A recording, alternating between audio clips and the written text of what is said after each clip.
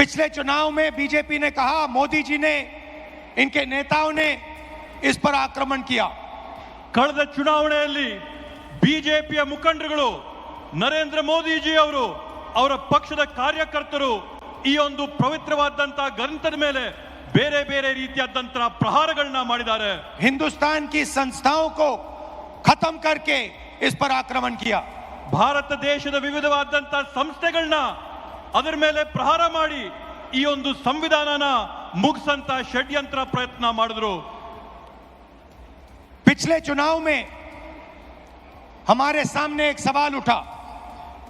ಕಳೆದ ಚುನಾವಣೆಯಲ್ಲಿ ನಮ್ಮೆಲ್ಲರ ಮುಂದೆ ಒಂದು ಪ್ರಶ್ನೆ ಉದ್ಭವಿಸಿತು। लोकसभा का चुनाव हुआ, उसके बाद महाराष्ट्र का चुनाव होता है। ಲೋಕಸಭೆಯ ಒಂದು ಚುನಾವಣೆ ಆಯಿತು। ಆ ಲೋಕಸಭೆಯ ಚುನಾವಣೆಯ ಬೆನ್ನಲ್ಲೇನೆ ಮಹಾರಾಷ್ಟ್ರ ರಾಜ್ಯದಲ್ಲಿ ಅಲ್ಲಿನ ವಿಧಾನಸಭೆಯ ಚುನಾವಣೆ ಆಯಿತು। लोकसभा में हमारा गठबंधन महाराष्ट्र के चुनाव को जीतता है। ಮಹಾರಾಷ್ಟ್ರದ ಲೋಕಸಭೆಯ ಚುನಾವಣೆಯಲ್ಲಿ ನಮ್ಮ ಇಂಡಿಯಾ ಮೈತ್ರಿಕೂಟ ಅಲ್ಲಿರ್ತಕ್ಕಂಥ ಚುನಾವಣೆಯಲ್ಲಿ ಜಯನ ಸಾಧಿಸುತ್ತೆ। और फिर 4 महीने बाद बीजेपी महाराष्ट्र में विधानसभा जीतती है। ಅದಾದ ನಂತರ ಕೇವಲ 4 ತಿಂಗಳೊಳಗೆ ಬಿಜೆಪಿಯಲ್ಲಿ ವಿಧಾನಸಭೆಯ ಚುನಾವಣೆಯಲ್ಲಿ ಗೆಲುವನ್ನ ಸಾಧಿಸುತ್ತೆ। आश्चर्यजनक नतीजा था। ಇವತ್ತು ಅದರ ಪರಿಣಾಮ ಏನಾಗಿದೆ? हमने पता लगाया तो पता लगा कि 1 करोड़ नए वोटरों ने वोट किया विधानसभा में। ಇವತ್ತು ನಾವು ಆ ಒಂದು ಫಲಿತಾಂಶದಲ್ಲಿ ಪತ್ತೆ ಹಚ್ಚಿದ್ದೇನಂತಂದ್ರೆ ವಿಧಾನಸಭೆಯ ಚುನಾವಣೆಯಲ್ಲಿ ಹೊಸದಾಗಿ 1 ಕೋಟಿ ಜನ मतदान ಮಾಡಿದ್ದಾರೆ ಅಂತ ಹೇಳಿ। 1 करोड़ नए लोग जिन्होंने लोकसभा में अपना वोट नहीं डाला था, जादू से ये विधानसभा में वोट डालने निकल आए। 1 ಕೋಟಿ ಜನ ಲೋಕಸಭೆಯ ಚುನಾವಣೆಯಲ್ಲಿ ಯಾರು ಮತ ಹಾಕಿರಲಿಲ್ವೋ ಆ ಜನ 1 ಕೋಟಿ ಜನ ಹೊಸದಾಗಿ ಮಹಾರಾಷ್ಟ್ರದಲ್ಲಿ ನಡೆದಂತ ವಿಧಾನ ಪರಿಷತ್ತಿನ ಚುನಾವಣೆಯಲ್ಲಿ मतदान ಮಾಡಿರತಕ್ಕಂತದ್ದನ್ನ ನಾವು ಗಮನಿಸಿದ್ದೇವೆ। और जहां भी ये नए वोटर आए वहां पर बीजेपी चुनाव जीती। ಅದರ ನೇರವಾದಂತ ಪ್ರತಿಫಲ ಏನಾಗುತ್ತಂತಂದ್ರೆ ಆ ಚುನಾವಣೆಯಲ್ಲಿ ಬಿಜೆಪಿ ಪಕ್ಷ ಜಯನ ಸಾಧಿಸುತ್ತೆ। हमारे गठबंधन के वोट कम नहीं हुए।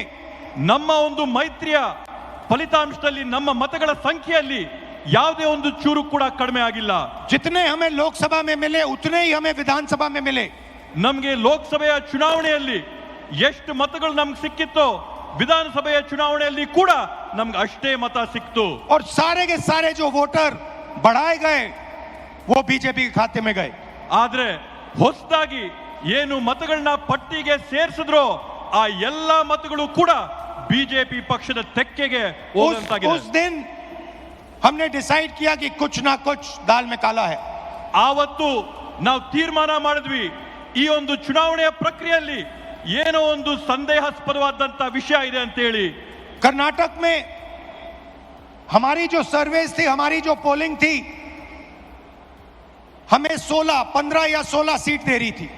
ನಮಗೆ ಕರ್ನಾಟಕ ರಾಜ್ಯದಲ್ಲಿ ಲೋಕಸಭೆಯ ಚುನಾವಣೆಯ ಸಂದರ್ಭದಲ್ಲಿ ನಾವು ನಡೆಸಿದಂತ ಆಂತರಿಕವಾದಂತ ಸಮೀಕ್ಷೆಯಲ್ಲಿ ಖಚಿತವಾಗಿ ನಮಗೆ 15ರಿಂದ 16 सीट ಬಂದೇ ಬರುತ್ತೆ ಅಂತ ವಿಶ್ವಾಸ ನಮಗಿತ್ತು। हमारी पोलिंग के मुताबिक 16 सीटों में हम आगे थे, हमें जीतना था।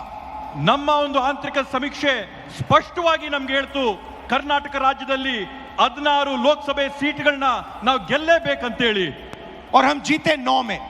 ಆದ್ರೆ ನಮಗೆ ಫಲಿತಾಂಶ ಸಿಕ್ಕಿದಾಗ 9 ಗೆಲುವಾಗಿದ್ದು। तो हमने सवाल पूछने शुरू किए। ಆಗ ನಾವು ಪ್ರಶ್ನೆ ಮಾಡಕ್ಕೆ ಪ್ರಾರಂಭ ಮಾಡಿದ್ವಿ, क्या सचमुच हम ये सीटें हारे थे? ನಾವು ಎಲ್ಲ ಈ ರೀತಿಯಾದಂತ ಚುನಾವಣೆಗಳು ಈ ಕಾರಣದಿಂದಾನೇ ನಾವು ಸೋತಿದ್ದ? चुनाव आयोग से हम वोटर लिस्ट मांगते थे, electronic soft copy voter list की मांगते थे, वो मना कर देते। ನಾವು ಚುನಾವಣೆ ಆಯೋಗದಲ್ಲಿ ಮನವಿ ಮಾಡ್ತಾ ಇದ್ವಿ, ನಮಗೆ ಡಿಜಿಟಲ್ ಕಾಪಿ ಕೊಡ್ರಿ ನಮ್ಮ ಮತದಾರರ ಪಟ್ಟಿ ಅಂತ ಹೇಳಿ ಮನವಿ ಮಾಡಿದಂತ ಸಂದರ್ಭದಲ್ಲಿ ಯಾವಾಗಲೂ ಕೂಡ ಚುನಾವಣೆ ಆಯೋಗ ಆ ಮನವಿನ ನಿರಾಕಾರ ಮಾಡ್ತಾ ಇತ್ತು। वीडियोग्राफी मांगी, उन्होंने नहीं दी। और फिर कानून बदल दिया। ಅಂಕಿಯ ಮತದಾರರ ಪಟ್ಟಿನ ನಾವು ಮನವಿ ಮಾಡಿದ್ರೆ ಅದನ್ನ ನಿರಾಕಾರ ಮಾಡಿ ಅದನ್ನ ಬದಲಾಯಿಸಿಬಿಟ್ಟಿದ್ದಾರೆ. और फिर कहा कि 45 दिन के अंदर 45 दिन के बाद वीडियोग्राफी को रद्द खत्म कर देना चाहिए, डिस्ट्रॉय कर देना चाहिए। ಅದ್ರ ಜೊತೆಗೆ ಹೊಸ ಆದೇಶನ ಓಡಿಸಿ ಚುನಾವಣಾ ಮತಗಟ್ಟೆಗಳಲ್ಲಿ ರೆಕಾರ್ಡಿಂಗ್ ಆದಂತ ವಿಡಿಯೋನ 45 ದಿನದ ಒಳಗಡೆ ಹಳಸಂತ ಕುತಂತ್ರನ ಮಾಡಿದ್ದಾರೆ. तो एक लोकसभा में हमने अपनी एनालिसिस शुरू की। ಆದ್ರಿಂದ ನಾವು ಒಂದು ಲೋಕಸಭಾ ಕ್ಷೇತ್ರದಿಂದ ನಮ್ಮ ವಿಶ್ಲೇಷಣೆನ ನಾವು ಪ್ರಾರಂಭ ಮಾಡಿದ್ವಿ. बेंगलोर सेंट्रल की लोकसभा और उसमें हमने एक विधानसभा चुनी, महादेवापुरा। ಬೆಂಗಳೂರು ಕೇಂದ್ರ ಬ್ಯಾಂಗ್ಳೂರ್ ಸೆಂಟ್ರಲಿನ ಲೋಕಸಭೆ ಕ್ಷೇತ್ರದಲ್ಲಿ ಒಂದು ವಿಧಾನಸಭೆಯ ಕ್ಷೇತ್ರವಾದಂತ ಮಹದೇವಪುರ ಕ್ಷೇತ್ರದ ಫಲಿತಾಂಶನ ನಾವು ವಿಶ್ಲೇಷಣೆ ಮಾಡಿದ್ವಿ. और आपने मेरा कल प्रेस कॉन्फ्रेंस देखा होगा, उसमें हमने 100% साबित कर दिया है कि इलेक्शन कमीशन और बीजेपी ने मिलकर आपसे कर्नाटका से लोकसभा चुराई है। ನೀವು ನಿನ್ನೆ ನಾನು ಮಾಡಿದಂತ ಪತ್ರಿಕಾಗೋಷ್ಠಿಯಲ್ಲಿ ನೋಡಿರಬಹುದು. ನಾವು ಆ ಪತ್ರಿಕಾಗೋಷ್ಠಿಯಲ್ಲಿ 100ಕ್ಕೆ 100 ಸಾಬೀತು ಮಾಡಿದೀವಿ.